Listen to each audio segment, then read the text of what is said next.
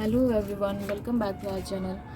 आज हम ये लेमन प्लांट के बारे में बात करेंगे। इसके बारे में डिटेल में जानेंगे कि इसे आप कैसे ग्रो कर सकते हैं और साथ ही अगर आपने इसे ग्रो किया हुआ है तो इस विंटर आप इनका ख्याल कैसे रख सकते हैं ताकि आने वाले सीज़न में ये आपके प्लांट आपके पास बरकरार रहें।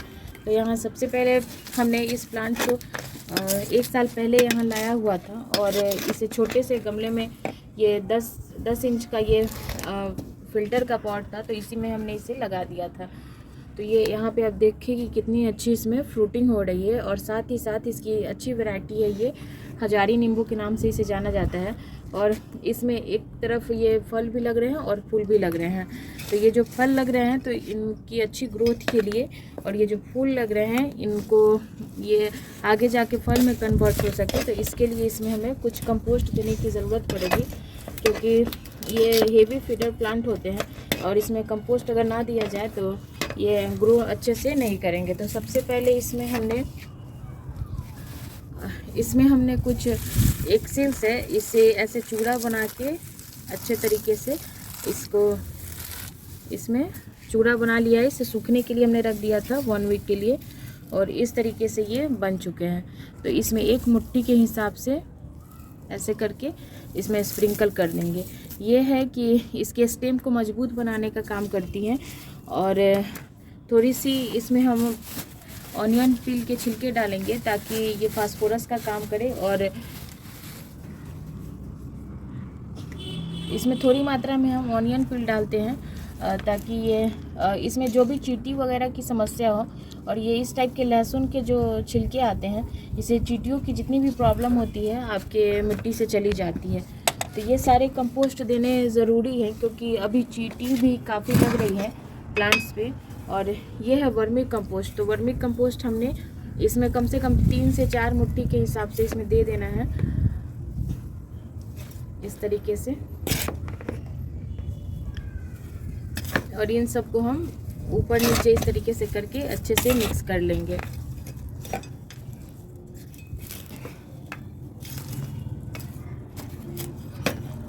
और इसके बाद हम हर 15 डेज़ पे हम इसमें सरसों खली का लिक्विड फर्टिलाइज़र भी यूज़ कर सकते हैं। इससे आपके प्लांट की ग्रोथ भी अच्छी होगी और इन्हें फ्रूटिंग करने में भी काफ़ी हेल्प मिलेगी।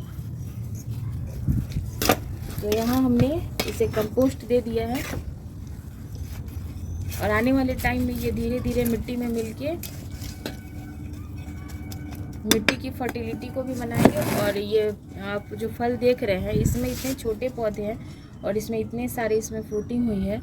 जब ये प्लांट थोड़े से बड़े हो जाएंगे तो इन्हें इससे बड़े गमले में हम शिफ्ट कर देंगे।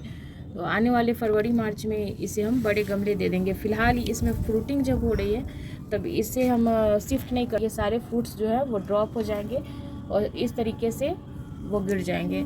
और जितने भी फ्रूट्स बने हुए हैं तो ज़रूरी नहीं है कि ये सारे हमें हार्वेस्ट करने को मिले, इसमें से कुछ इस तरीके से ड्रॉप होके गिर भी सकते हैं। तो इसका रीज़न ये है कि ओवर वाटरिंग या अंडर वाटरिंग के कारण ये होता है। तो ये इस मिट्टी में कम से कम 1 हफ्ते से इसमें पानी नहीं डाला गया था जिसके कारण ये समस्या आई है। तो मिट्टी को मॉइस्ट रखना भी काफ़ी ज़रूरी है। कोई भी प्लांट आप लगाते हैं तो मिट्टी को बिल्कुल अगर सूखा रख देते हैं तो हमारे प्लांट्स के लिए वो हानिकारक हो सकते हैं।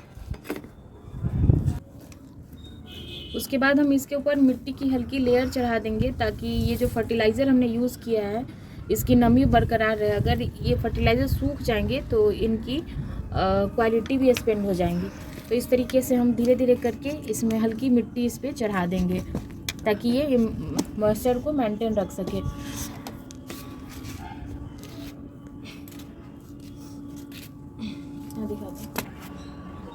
यहाँ पे हमने कुंडरी की बेलें लगाई हुई थी। तो ये पौधे जब भी इतने बड़े होते हैं तो चूहा इन्हें बढ़ने ही नहीं देते और ये खा जाते हैं, जिसके कारण ये है कि इसकी हालत धीरे धीरे ख़राब हो रही है। अगर बच जाएंगे तो ये हमारे रेनी सीज़न में अच्छी फ्रूटिंग ये भी दे सकते हैं।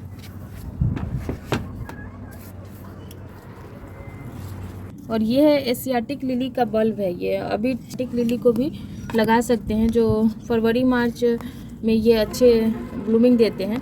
इस टाइम पे भी इनके बल्ब आप लगा सकते हैं। और ये प्लांट है एक बार आपने लगा लिया इसे तो ये बल्ब के थ्रू मल्टीप्लाई होते रहते हैं। और यहाँ पे ये टमाटर के सीडलिंग्स है, तो इसे हम अलग कर लेंगे क्योंकि इसमें ये ग्रोथ नहीं कर पाएंगे और साथ ही ये हमारी इस बल्ब को भी नुकसान कर सकते हैं।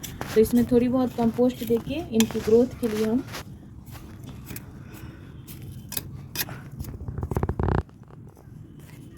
इसमें हल्की सी कंपोस्ट दे देंगे ताकि इनकी ग्रोथ भी होते रहे। और ये एशियाटिक लिली भी अभी विंटर के काफ़ी अच्छे प्लांट्स होते हैं, काफ़ी कॉस्टली आते हैं, बल्ब के थ्रू ये मल्टीप्लाई होते हैं और इन्हें लगाया भी जाता है। ऐसे आप मार्केट में जाएंगे, नर्सरीज में जाएंगे तो आपको 150 से 300 तक के आसपास में ये प्लांट। तो अभी इनमें बहुत ज़्यादा खाद देने की ज़रूरत नहीं है, लेकिन इनकी ग्रोथ के लिए थोड़ी बहुत इसमें कंपोस्ट की ज़रूरत पड़ रही है। तो इस तरीके से हम इन्हें हल्की कंपोस्ट देके और इसकी मिट्टी को मॉइस्ट रखेंगे ताकि इनकी जो ये लीफ हैं वो ग्रोथ कर सके। तो आप चाहें तो इन्हें भी इस टाइम पे लगा सकते हैं। और ये टमाटर के जो सीडलिंग्स हैं इसे हम इस तरीके से लगा देंगे और नीचे की जो लीफ है इन्हें हटा देंगे ताकि ये मिट्टी से टच होकर इसे कोई भी फंगस वगैरह का कारण ना बन सके। इसमें हम चाहें तो 2 पौधे लगा सकते हैं टमाटर के।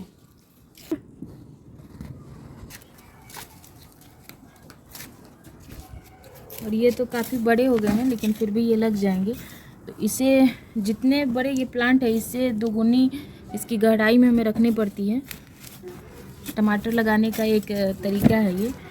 और इस तरीके से भी अगर लगेगी तो ये अच्छे फ्रूटिंग देंगे क्योंकि इसकी स्पेस काफ़ी अधिक है। तो आप चाहें तो इस समय अपने घर से जो टमाटर आते हैं सब्जियों में यूज़ करते हैं उन्हीं से ये लगे हुए हैं तो आप लगा सकते हैं।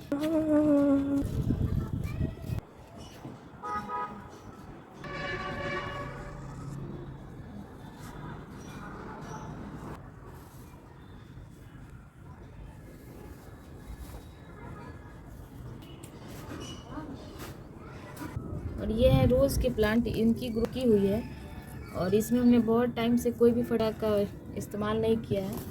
तो इसके लिए सबसे पहले हम इसकी मिट्टी को लूज़ कर लेंगे इस तरीके से।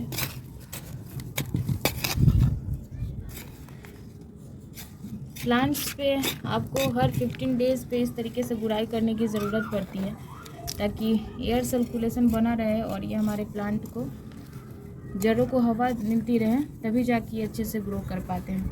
और इसमें हम थोड़ी सी वर्मी कंपोस्ट अपने प्लांट के हिसाब से आप दे सकते हैं। उसके बाद इसमें भी हम एक्सेल का यूज़ कर सकते हैं। ये सूखे हुए एक्सेल्स हैं, आप इस तरीके से इसका इस्तेमाल आप कर सकते हैं।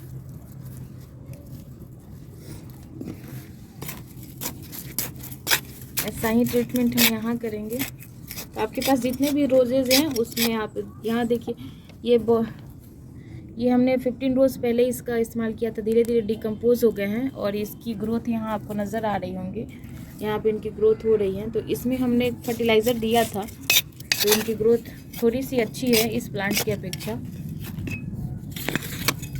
लेकिन अभी इसका फ्लावरिंग टाइम है तो उस हिसाब से ये ग्रो नहीं कर पा रहे हैं, जिसका रीज़न ये है कि हमने इसमें फर्टिलाइज़र लगभग 6 महीने से नहीं दिया हुआ था।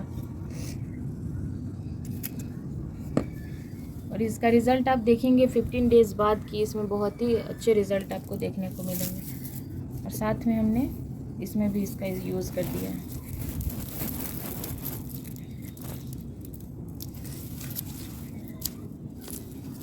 और आपको थोड़ी बहुत ये मम्मी इस प्लांट को इससे ज़्यादा एक्सेल क्यों मिला? बड़ा है।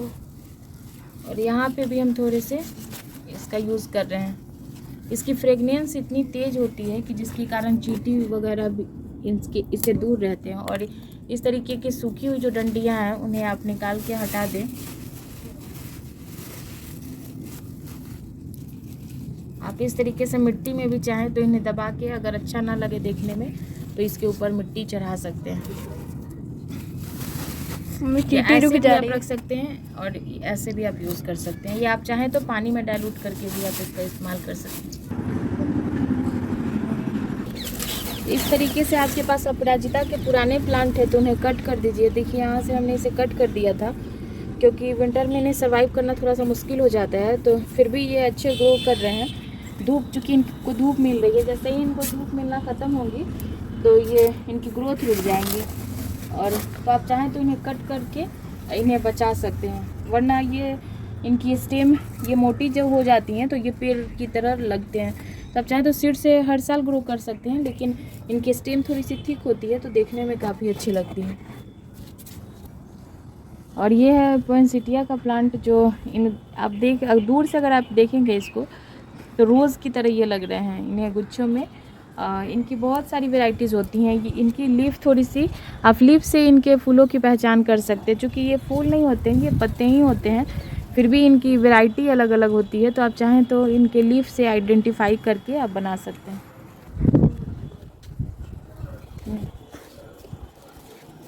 दिखाओ।